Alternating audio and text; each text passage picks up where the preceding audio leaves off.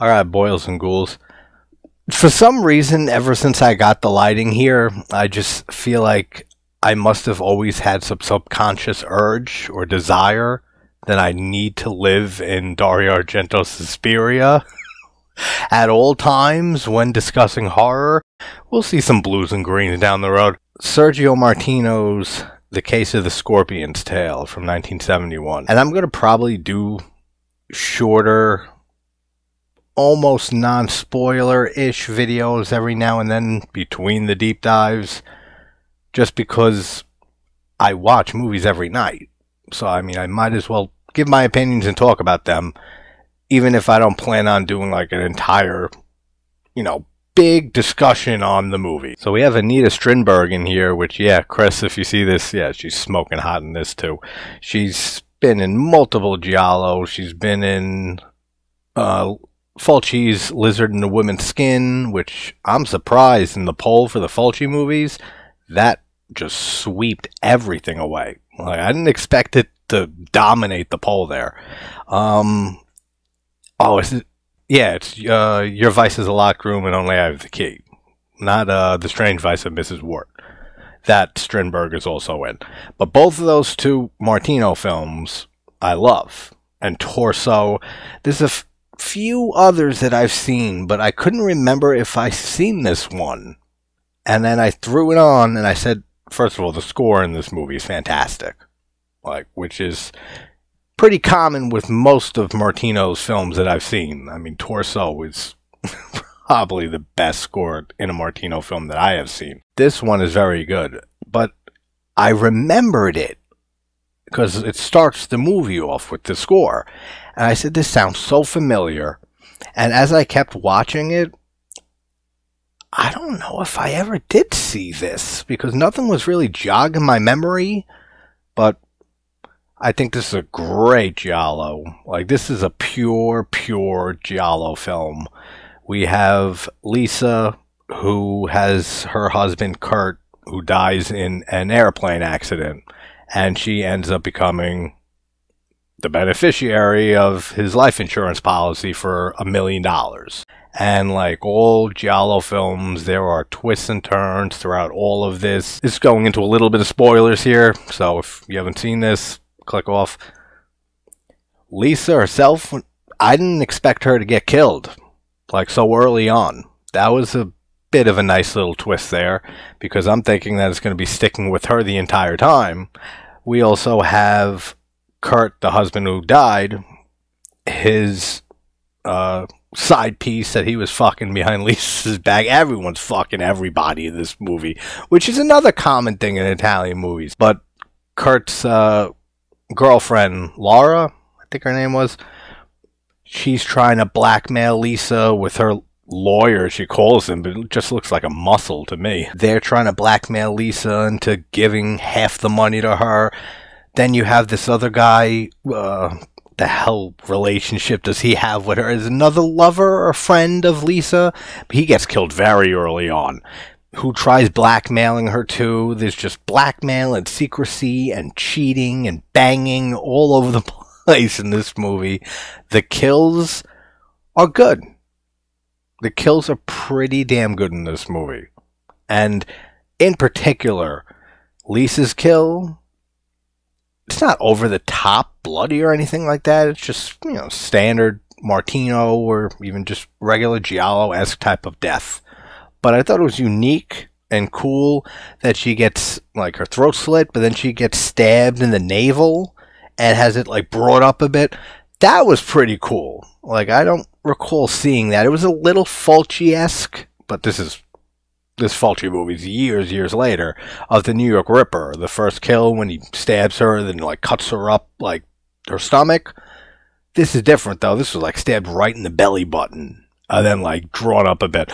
That was really cool. And then there's a really cool scene with Laura, the girlfriend of the husband who died, of Lisa, after Lisa's been killed. Also, before that scene, the camera work, as to be expected, is great in this movie. There are a lot of really cool camera shots, a lot of real Fulci-esque. I mean, I know it's been being used as a technique forever before that, but anytime I see a quick zoom on somebody's eyes, I think of Fulci, because he does it in almost every film of his, and it's just something that he became known for some reason, even though, again, it's been something that's been used, a camera trick, for a long time. But we get a lot of that in here. The lighting's great. The cinematography is beautiful. All the daytime outdoor shots, the plants and the trees, the greens are very green. And even just the clothing that they wear. At one point, Lisa's wearing like a maroon outfit. And the way that stands out, all the colors just pop. Yeah, but the scene with Laura, after there's an insurance investigator who comes in, Paul, who starts looking into Lisa before she dies, and the killer takes the money. The killer's look in this movie is cool. Like, it's the hat, like always, dressed in black with black gloves. I don't know if I'm misremembering, but I feel like the killer's costume like switches throughout this movie, because when he kills Lisa, it doesn't look the same, the outfit he's wearing, as later on in this scene with Laura, which is awesome, where she's in her apartment after the investigator leaves, and the killer shows up at the front door, and so much tension, great suspense being built through this scene, and he's trying to lift the latch up with the razor blade, and then he's trying to chip his way through the door, and she ends up calling her lawyer, whatever the fuck his name is. And then her kill's really cool, like the throat slit, and then how it spurts out and sprays onto the glass window or door, whatever that is. She falls down. That looks really, really good too. But there's a jump scare in here that is very effective, and not like a jump scare, like stupid shit like in modern horror.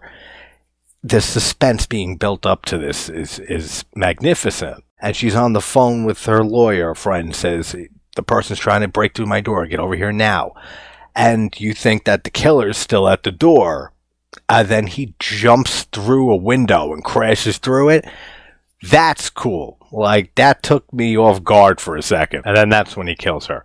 But then the lawyer guy shows up, and he has like a rooftop chase with the killer. And he's hanging on at the roof, and the killer slashes at his fingers, and he falls and smashes his head on the pavement. He's dead. But the outfit of the killer there, it looks more like, alright, what's the best way to describe this? Think Green Man, you know, the bodysuit and the neon green color where people run around at stadiums for games, except black. That's what it looks like it's wearing in that scene. I instantly saw that and said, that looks different than earlier, and that looks just like, and I thought of It's Always Sunny in Philadelphia. I thought of Charlie running around in the Green Man suit. But yeah, the lead up to all of the murders in this movie and the tension, it's very, very well done. And there's another great scene with some really nice green lighting when Anita's character, what's her name, Cleo, is getting attacked by the killer. And did I say Peter before, or Paul for the investigator? It's Peter.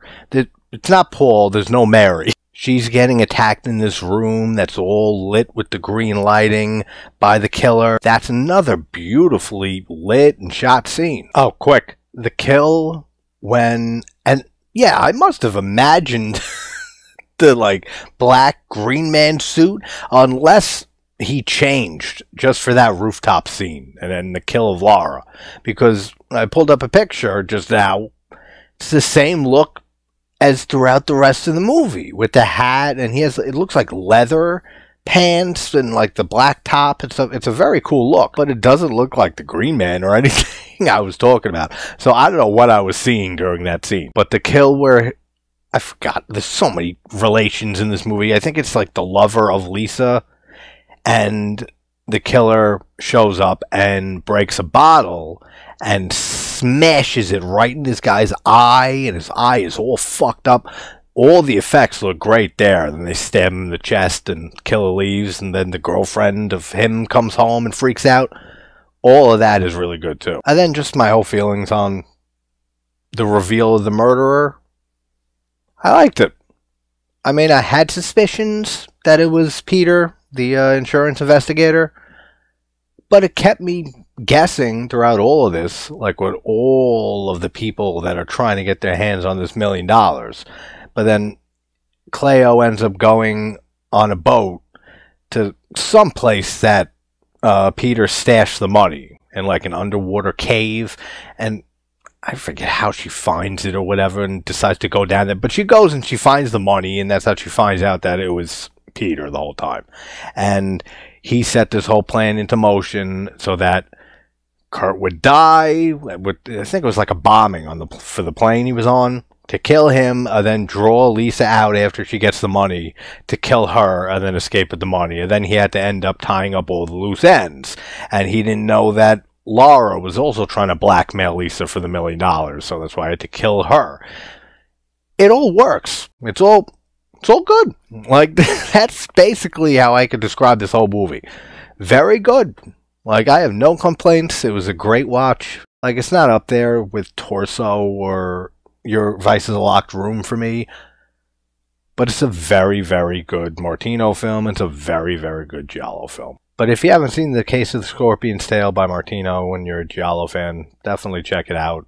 If you're a murder mystery fan, I mean, I feel like some people who aren't into Italian movies and aren't into giallo don't seem to realize they're just like murder mysteries, just a lot like more sexualized and gory. So if you're just a mystery thriller fan, definitely check this movie out. One last thing, I do like the title here of The Scorpion's Tail and how it plays into this movie with the, what is it? It's a pin of a scorpion that they find in the apartment, and then they also find like a few other ones of them in Kurt's place, the husband who died. So Peter planted it there to make it look like maybe he was still alive. And the way that the pin plays into the movie, and hence the title, it's very clever too, which a lot of these giallo films have insanely creative titles, and usually there is a good reason for it, and there's some type of reference in the movie itself. But that's Sergio Martino's The Case of the Scorpion's Tail. Definitely check it out. Alright guys, I'll have something out tomorrow. Take care.